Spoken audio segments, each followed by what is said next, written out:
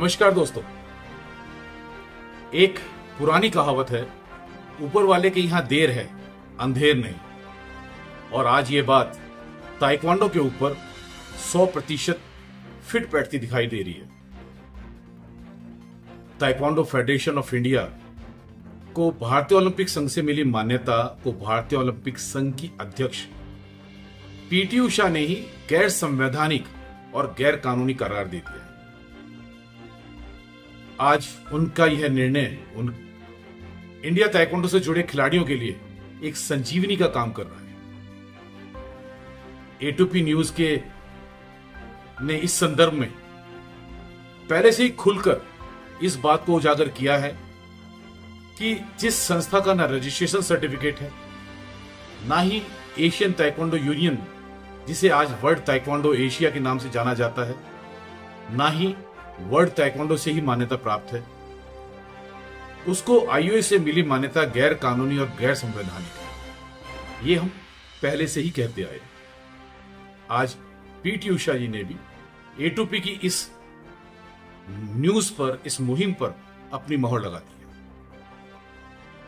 भारतीय ओलंपिक संघ की अध्यक्ष उड़नपरी पीटी उषा ने एक बार फिर से फर्राटा भरती हुई दिखाई दे रही है, लेकिन इस बार उनकी दौड़ एथलेटिक ट्रैक पर नहीं है, बल्कि उनके जीवन की नई पारी भारतीय ओलंपिक संघ की अध्यक्ष के रूप में दिखाई दे रही है। एक के बाद एक नोटिस जारी करने के बाद विभिन्न आरोपों से घिरी उड़नपरी ने हार नहीं मानते हुए अप्रत्यक्ष रूप से भारतीय ओलंपिक संघ के सर्वे सर्वा माने जाने वाले पूर्व कार्यकारी CEO एवं इलेक्टेड सह सचिव कल्याण चौबे को गैर संवैधानिक गतिविधियां करने का नोटिस भेज ताइक्वांडो फेडरेशन ऑफ इंडिया की मान्यता को गैर संवैधानिक बता A2P न्यूज की 3 सितंबर की न्यूज पर मोहर लगा दी।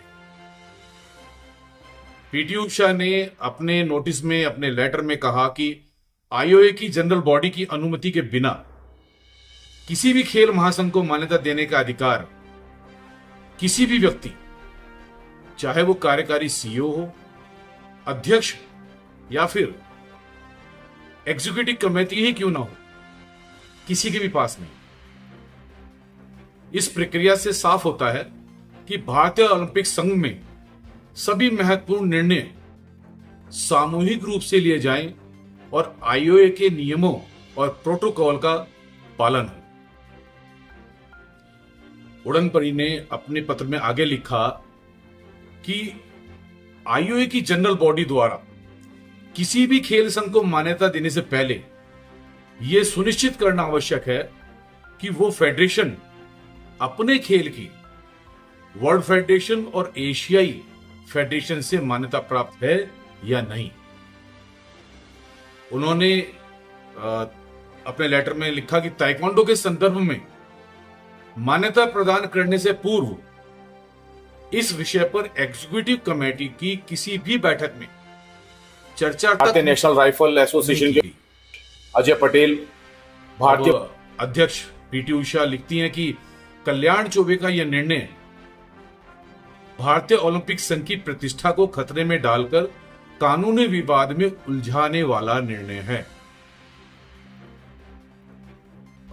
उड़नपरी पीटी उषा ने, जो रिटायर्ड न्यायमूर्ति, जो जस्टिस L नागेश्वर राव, जिन्होंने IOA का इलेक्शन कराया था, कॉन्स्टिट्यूशन को बनाया था, उनके आदेश का हवाला देते हुए लिखा है कि उन्होंने, यानी जस्टिस नागेश्वर राव ने TFI को IOA भारतीय ओलंपिक संघ के चुनावों में भाग लेकर वोट करने का अधिकार जो है वो वापस ले लिया था, क्योंकि ताइक्वांडो फेडरेशन ऑफ इंडिया को वर्ल्ड ताइक्वांडो से मान्यता प्राप्त नहीं थी और अभी भी नहीं है।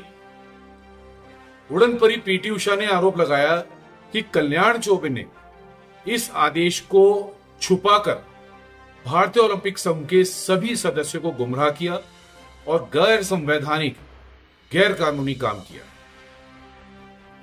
पीटी उषा ने कल्याण चौबे से नोटिस का जवाब देते हुए स्पष्ट करने के लिए कहा है कि भारतीय ओलंपिक संघ के नियमों का उल्लंघन करने के लिए आपके खिलाफ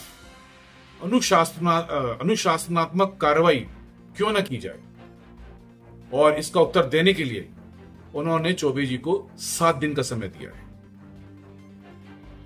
आईओए की इस नोटिस वार का अंत क्या होगा, अभी कुछ भी कहना शायद जल्दबाजी होगी, लेकिन आईओए की अध्यक्ष पीटी उषा ने अपने अंदर के खिलाड़ी की आवाज को ताइक्वांडो के खिलाड़ियों की आवाज बना भविष्य की रूपरेखा निश्चित तौर पर स्पष्ट कर दी है। आईओए और ताइक्वांडो से संबंधित जो भी लेटेस्ट अपडेट होंगे वो आप तक लेके जरूर आएंगे और जल्दी लेके आएंगे। तब तक आप इस एपिसोड को एंजॉय कीजिए। नमस्कार।